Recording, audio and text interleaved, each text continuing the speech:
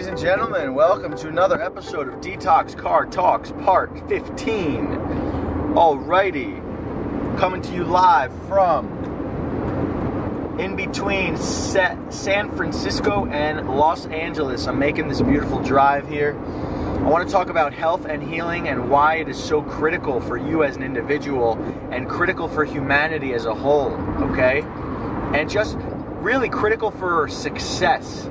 Even, let's say, financial success. Why health and healing is so critical for financial success, okay? So,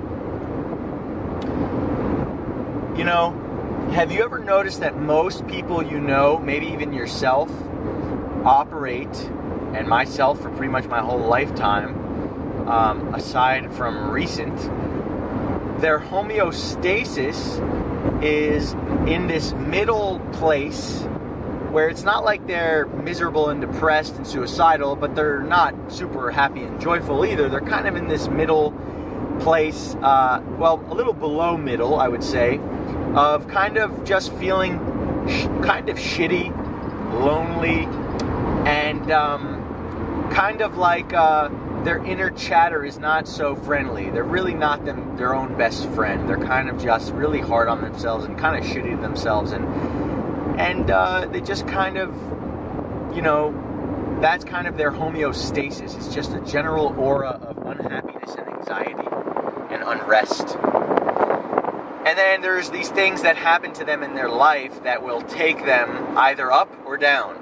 And it's like this event that happens and, oh my God, and then they'll be excited for 10 minutes and, maybe sometimes as many as a few days of like, this happened, I can't believe it, and I made money, and this happened, and then I met this person, and oh my God, and then they're happy, right? There's this charge of happiness, this surface level of happiness, and then something bad happens, and it's, oh my God, I can't believe it happened, why me? Why did this happen to me? I can't believe it. And it's this up and down, this really, really, for some people, even extreme ups and downs based on what's happening in their life. So, have you ever noticed some people who just kind of have... So why is health and healing important? Because when you truly heal yourself, or at least work on yourself in a deep way, and I'm not just talking about detox, I'm talking about many different facets of healing, you elevate your homeostasis. I don't know the scientific word for it, but if you're on this sine wave and you draw a line just below the middle of the sine wave, what detox does, and self-love and living with integrity and connecting to the divine, what it does is it raises your baseline to a new level. So it's like your everyday thoughts are at a new level of enjoyment, irrespective of your external circumstances. Why is this important? Because when you raise the bar on a daily basis, you have the potential to achieve more greatness, okay? Now, there are exceptions, of course. There are amazing, brilliant artists of the world who have suicidal depression and lifelong anxiety, and they're beautiful artists because of that, and they channel it and they use it for fuel. So I'm not just talking about success in terms of being a famous figure or being some well-known person or making a lot of money. I'm talking about being whole, right? Sort of getting what you want out of life, right? What you really deeply want and what really fulfills you, okay? So, raising the baseline. Now, have you ever met people that have this thing about them, this wholeness about them? They don't, even when they talk to you, they don't need you, right? So they don't have no intentions of impressing you. They don't need you. They're whole in themselves. Their energy is grounded and their energy is circulating back into themselves. And it's just this general feeling of, oh wow, this person's really cool and really have their shit together and they don't need me. This is so weird. Like, I'm not getting any validation from this person. They're not giving me any validation. Why is that? It's almost like these people who, you know, generally speaking, they've done a lot of work on themselves when they get to that point. If you've ever noticed it, it's a very attractive behavior. It's a very attractive type of person. Now, not just sexually attractive, but just attractive in general. It's like you want to learn what they're doing with their life and how they've gotten to this place of wholeness and not really giving a shit of what you think. And especially in relationships, when you go on a date and you don't need the person, you will get the person. Like, if you go on a date and you're just totally non-needy and you're just totally doing you, and you're seeing if this person is cool enough to enter into your world and bring into your world and good, you know, qualifying them and coming from this place of wholeness, that other person for damn sure is going to want to come into your life on average, right? So now let's go a little deeper here, right? So this is like the superficial, why is it easier to be successful when you heal and when you detox? Well, because you raise your baseline and people around you start to genuinely be curious as to what you have to offer, okay?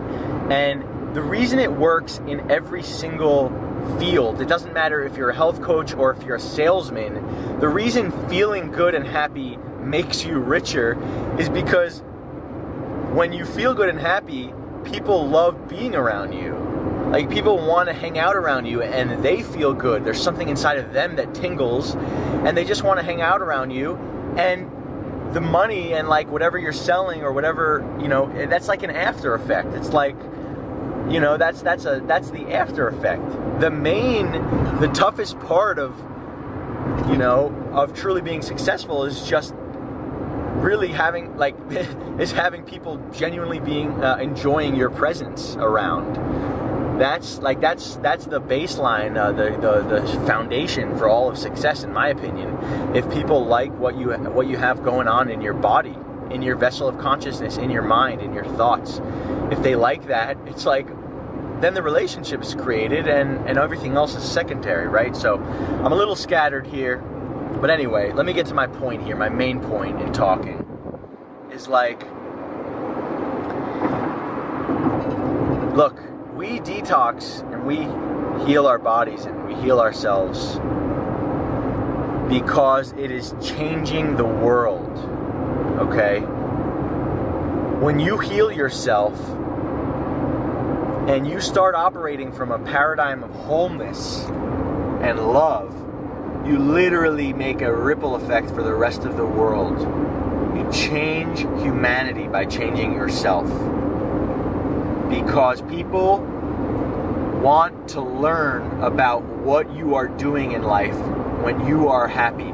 Look, if you can get to a place where the swings of life don't bring you super, super up and super, super down, where you have this wholeness about you that exists irrespective of external circumstances, people want to know what it is that you're doing. People genuinely will ask you what it is that you're doing. They're inspired. They don't want to be in this trap, in this prison of always going up and down, up and down, up and down. They want stability. They want wholeness. Nobody wants the bipolar. Some people maybe, but rarely do people actually genuinely want that. So, when we heal, we change humanity, because the real work, which I'm learning myself, is not done from this preaching. See what I'm doing here? I'm just preaching. I'm talking to this fucking camera. I wish I could be talking to people in front of me, but I'm talking to this camera. And yeah, it's like a little bit of fun and it's cool and I enjoy it sometimes, but ultimately, the real magic happens when people are in my presence and I look at them in the eye and I say, hey man, I was suicidal for 3.5 years. I wanted to die every minute. And now look at me. Look at me. I feel good. I love myself. I'm living my life. I have a business. There is no such thing as giving up. You cannot give up. Anything is possible. And the real magic and the real change that happens is when I sit next to somebody and talk to them and look at them in the eye and talk to them. Yeah, this is great. This is a cool YouTube channel. I'm sure it's helping some people, but The real magic is that in-person frequency, when you feel somebody else's frequency around you and you're deep in your soul says, what the fuck, I need to learn from this person. Logically, you may reason it later on, but initially there's a resonation. You resonate with somebody, and then you can logically deduce why it is that you resonated with them. But remember, our hearts and our feelings are this brilliant supercomputer, and our minds are this pathetic Casio watch. That's not to say the Casio watch is evil, but the Casio watch is very limited. Okay, our hearts and our guts and our feelings, feeling our way through life is the supercomputer, the master calculator, and the rest, and our minds are this shitty little machine that we're using all the time. It's overused, it's undervalued, it doesn't have the answers, it's infinite, it's constantly contradicting itself. Okay, so anyway, let me get back to my point here. When you really change yourself on a frequency level, and inside yourself you're feeling love for yourself and for humanity, and you have love in your eyes and kindness in your eyes and compassion in your eyes, that's how you change the world, my friends. And that's how you get the best job. That's how you go into that fucking interview and you ace the interview, because you are present and you are giving this interviewer true, genuine authenticity and love, and looking at them in the eye and telling them your true life story and your deepest desires and your deepest pains. That's how you get the fucking job, okay? Because that is we don't have enough of that in our society, of true authenticity, of people speaking their truest, deepest hearts and what it is that ails them and what it is that makes them tick, okay? When you start revealing that and you start talking to people from the deepest depths of your belly and your soul, watch how the world will change in front of your very eyes, and how people will appreciate you, and you will get hired for that job. You will become successful, okay? So why do we heal? We heal ourselves because it makes us happier. It elevates that baseline of consciousness. And we change humanity, and then we change not only humanity in the present moment, but we change the future. Imagine if I were to have had a child in my dark suicidal days, if I were to have a child, all of my stresses and neuroses and darkness would have been sewn into that child. That child is this open vessel of consciousness where all of my actions, despite my mind gymnastics, even if I tried to shield the child from my pain or not talk to him about certain things or only fight with my wife, if I had a wife, only fought with my wife away from the child, then I would be, oh no, this child would be shielded from all this pain. This child is looking at you from an energetic place. Do you know children are born with cracked open third eyes? Our pineal glands are third eyes of consciousness, okay? Third eyes, right? This is the seat of the soul, the place that connects to the other realm. Do you know that babies are just totally cracked open to that space? And they're literally living there. So they feel and see everything about you, all of your pain, all of your darkness, and it gets sewn into them for themselves to transmute. Okay, this is epigenetics, trauma being passed down from generation to generation. And it's not just trauma in the sense of being beaten or being raped. We are talking about perceived trauma. If you are stressed and suicidal, your child will not feel loved from you and will not feel the love coming from you. You may say, I love you to that child, but what is behind it? What is really behind it? And if they don't feel that frequency in their being, then you, for damn sure, you better know that that child is experiencing trauma, because they are perceiving you, the one in this life that's supposed to take care of them, and they're not feeling any love or presence from you.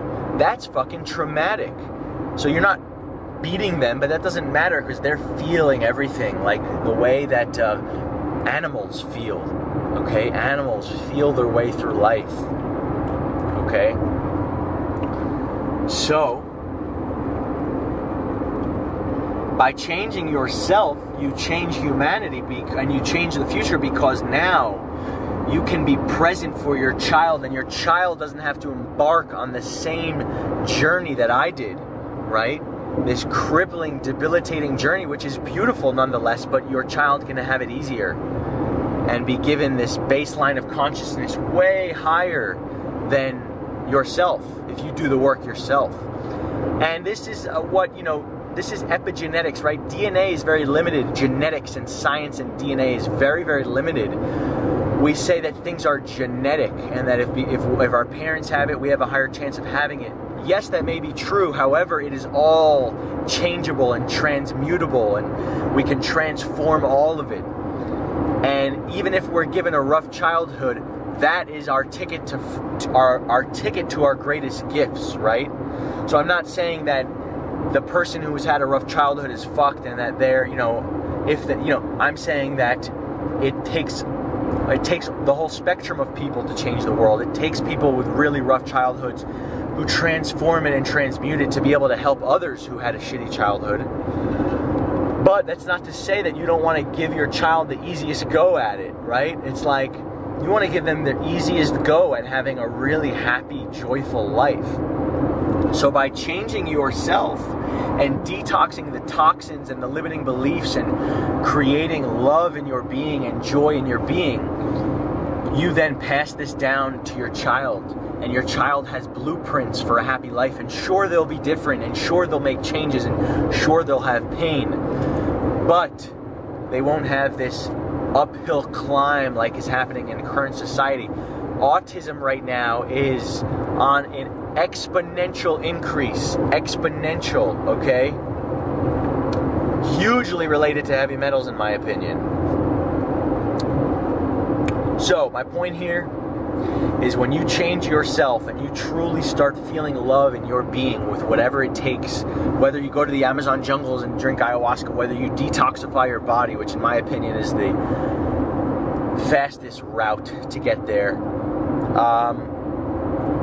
eventually, when you start feeling that love and that connection to spirit and the divine, you can then give this to your child. As opposed to giving them your burden and your unfinished business, you can then give them this amazing canvas to paint their life on. And this is how the world will change. Because now, if I ever have a child, my child, I am confident, will be genetically different. I am the same person, the same Josh Mason, had I had a baby 3.5 years ago versus having a baby now. My child, I am confident, would have had a different DNA genetic profile. His predisposition would have been different. I am telling you, as a non-scientist, as a total fucking dude, that I have changed my DNA, okay? By detoxifying and loving myself. I have changed my DNA. I don't care what any fucking scientist tells me. That's my truth. I changed my DNA, and therefore I have changed the epigenetic lineage of my family to come. And potentially generations and generations and generations. Now, the material science way of looking at it is that maybe now my sperm is healthier, right? Maybe that's one way of looking at it. My sperm is healthier. Less toxic, perhaps. But that's one very small way of looking at it. The grand way of looking at it is that I had all of these faulty blueprints and neuroses and issues and unrest and all this unresolved darkness in my body. And all of that gets passed on, almost like pouring it into a cup, almost, for your offspring. Hey, welcome to the earth. Here's my junk. I will try all of my mind gymnastics to avoid you feeling this junk of mine. And in the process of all of these mind gymnastics, what will actually happen is that I will complete and fulfill the destiny of giving you exactly what it is that I was scared to give you. My darkness, my pain, my unrest. Through all of this mind gymnastics, exactly what will happen is what I would try to avoid happening. Alrighty, ladies and gentlemen, that's enough of my rant. Hope you enjoyed the show. Hope it wasn't too intense for you. I am feeling charged up, ready to live, ready to enjoy life. Going to LA,